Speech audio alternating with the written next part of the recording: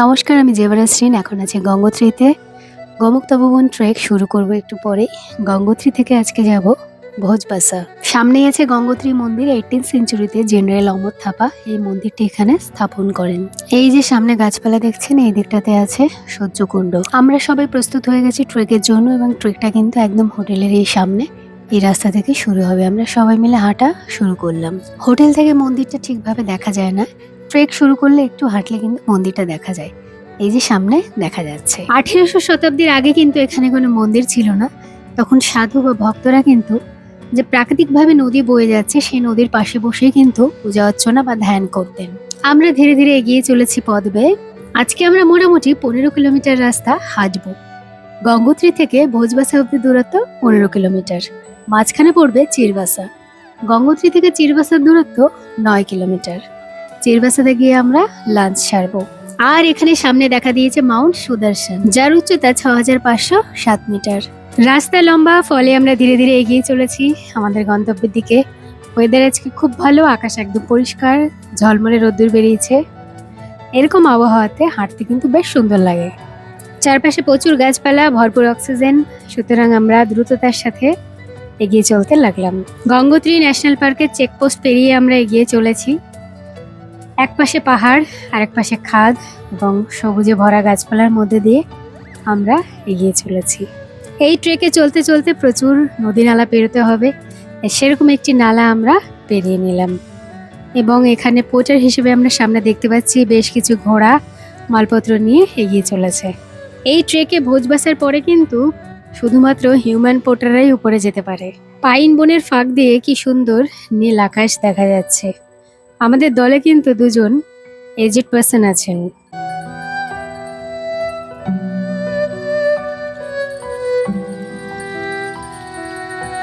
গোমুখ তপোবনের ভূমিরূপটি সুউচ্চ অ্যালপাইন তৃণভূমি এবং তার সাথে রুক্ষ এবং হিমবাহের মিশ্রণ। রাস্তার বেশ খানিকটা অংশ বড় বড় পাথর, বোলজার এবং মোরেন দিয়ে গঠিত। গঙ্গোত্রী থেকে চিরবাসা অবধি আমরা বেশ খানিকটা সবুজ গাছপালা দেখতে পাই, আর পায়ের নিচে নুড়ি কাকর মেশানো রুক্ষ পথ। তবে গঙ্গোত্রী থেকে ভোজবাসা অবধি রাস্তা কিন্তু বেশ ভালো, বলতে গেলে বানানো রাস্তাই। ধীরে ধীরে হাঁটলে ঠিক এক সময় গিয়ে পৌঁছে যাওয়া যায়। তবে তার পরবর্তী রাস্তাটা ভোজবাসা থেকে তপোবন অবধি কিন্তু বেশ কষ্টের এবং কঠিন রাস্তা। এই যে সামনে আপনারা রাস্তাটা দেখতে পাচ্ছেন, একদম সুন্দর সমতল রাস্তা, এবং গঙ্গোত্রী থেকে ভোজবাসা অবধি কিন্তু খুব একটা খাড়াও না রাস্তাটা। গঙ্গোত্রী থেকেই একদম ভাগীরথী নদী কিন্তু রাস্তার পাশে পাশে চলতে থাকবে। আমরা ভাগীরথীর সাথে সাথেই সামনে এগোতে থাকবো। এত সুন্দর রাস্তায় বারবার হাঁটতেও কিন্তু বেশ লাগে। অক্টোবর মাসে কিন্তু বেশ খানিকটা জল বেশি ছিল, মে মাসে দেখছি নদীর জল একটু কম আছে। অসাধারণ সুন্দর একটি রঙিন পথ, পাথরের খাঁজ দিয়ে সবুজের মধ্যে দিয়ে সামনে এগিয়ে চলেছি আমরা। 3048 মিটার থেকে 3800 মিটারে যাব, মানে গঙ্গোত্রীর উচ্চতা 3048 মিটার, ভোজবাসার উচ্চতা 3800 মিটার। 752 মিটার মতো আমরা হাইট গেইন করব।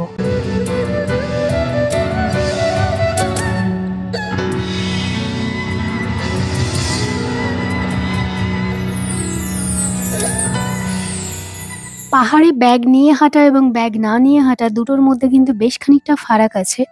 যারা প্রথম প্রথম পাহাড়ে যাচ্ছেন বা এখনো যাননি, যাবেন বলে চিন্তা ভাবনা করছেন, তারা কিন্তু ব্যাগটা সবসময় যতটা সম্ভব হালকা রাখার চেষ্টা করবেন। প্রয়োজনের অতিরিক্ত জিনিস নেবেন না। কথা বলতে বলতে আমরা ভাগীরথী সিস্টার্সকে দেখতে পাচ্ছি। সামনে যাকে দেখতে পাচ্ছি ভাগীরথী 2, উচ্চতা 6513 মিটার। আর দেখতে দেখতে আমরা 9 কিলোমিটার প্রায় হেঁটে ফেললাম। ওই যে সামনে দেখা যাচ্ছে চিরবাসা, আর উপরে দেখা যাচ্ছে ভাগীরথী সিস্টার্স। কি অপূর্ব লাগছে, তাই না? এই নালাটা পেরিয়েই চিরবাসা, এবং সেখানে গিয়ে আমরা একটা লম্বা রেস্ট নেব।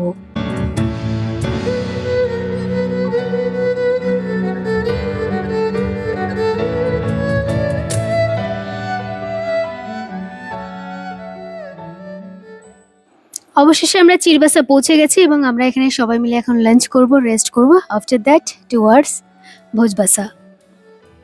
আর পাহাড় মানে একটু চা তো খেতেই হবে সবাই মিলে। লাঞ্চের পরে আমরা এগিয়ে চললাম ভোজবাসার দিকে। এখান থেকে ভাগীরথী সিস্টার দেখা যাচ্ছে। একদম লেফটে আছে ভাগীরথী 2, তারপরে আছে ভাগীরথী 3 এবং একদম ডান দিকে আছে ভাগীরথী 1। আর এইদিকে দেখা যাচ্ছে এটা নন্দী পর্বত 5915 মিটার উচ্চতার। আচ্ছা, এটি হলো সেই ভোজপত্র গাছ যার নামে জায়গাটির নাম হচ্ছে ভোজবাসা, এবং আগেকার দিনে কাগজ হিসেবে কিন্তু এই গাছের ছালই ব্যবহার করা হতো। আসুন একটু দেখে নিই রাস্তাটা কেমন।